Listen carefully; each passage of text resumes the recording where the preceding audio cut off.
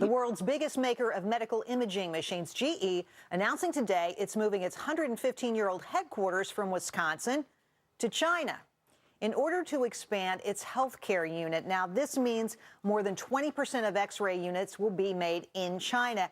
And as you know, that will mean more jobs for those living overseas and not here in America.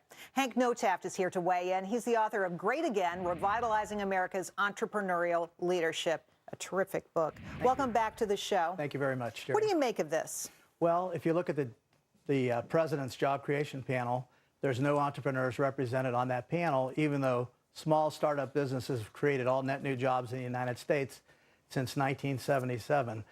It really looks like the who's who of outsourcing jobs that are on that panel. So I really don't It really get it. is. Yes. That's absolutely true. And it was shocking to me that he picked the people that he did. I just didn't understand it. I want to give some broader numbers here on GE and jobs in America, if we could.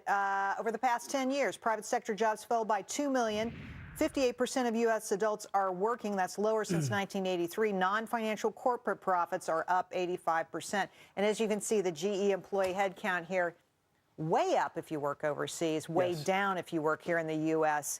What's to be learned here? Well, there's been a delta of about 6% of the population not working, and there's no attention being paid to small businesses. They've been slowly being strangled by overregulation. Sarbanes-Oxley was a real job killer past 10 years ago. So we have all this attention on large companies, large banks, and ignoring, other than regulating, small companies and small banks. And so regulation is part of the story. It's not just something that the people at the Chamber of Commerce like to whip out. It's actually true. Oh, it's true. You look at the fact that the president's initiative to reduce regulation has sort of highlighted it. And they were bragging that they had found $1.4 billion of new savings this year, while the new regulations implemented this year have cost $6 billion. You know, it's kind of like the commercial you just had on for McDonald's. If one of your friends, Jerry, was on a diet, went into McDonald's, bought that Big Mac, a super order of fries, and then ordered a Diet Coke as sort of compensation for their diet. That's what's going on the regulatory front in Washington, D.C. It's ridiculous. All right. So we see a lot of temporary workers being hired, jobs going overseas. How are jobs ever going to grow here? Is there a way back? Yes, there is. Most of the problems we've created are policy-oriented. So I would immediately stop or roll regulation relative to small businesses back to 2008.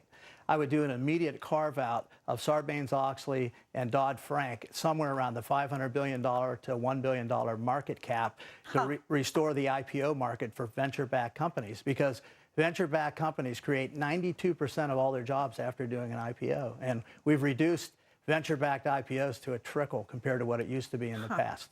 Interesting. All right. So one of the points that we've been making is that, you know, companies are sitting on a ton of cash and they're doing nothing with it. And a story in the Wall Street Journal today stating, you know, there's all kinds of uncertainty out there. I mean, the budget debate that we've been having, the debt ceiling, that's just one of them. And companies are fighting back by doing nothing and holding cash, keeping liquid.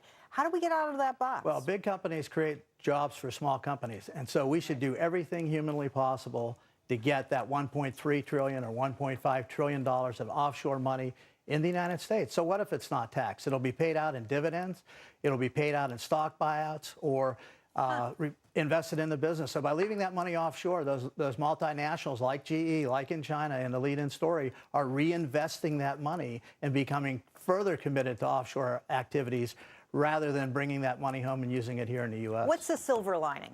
Is there good news? Give me one piece of good news. Well, I think we're almost to a point of crisis in the country that we may be forced to take some action, because it seems like Congress is suffering from bipartisan cluelessness, and maybe the current crisis will cause them to get off their collective proverbials duffs there and actually spring in action, because there's an awful lot of talk in Washington, very little action. I agree with you, Hank. Good comments, fascinating conversation. Thanks again for being with us. Thank you for having me on. Coming up, they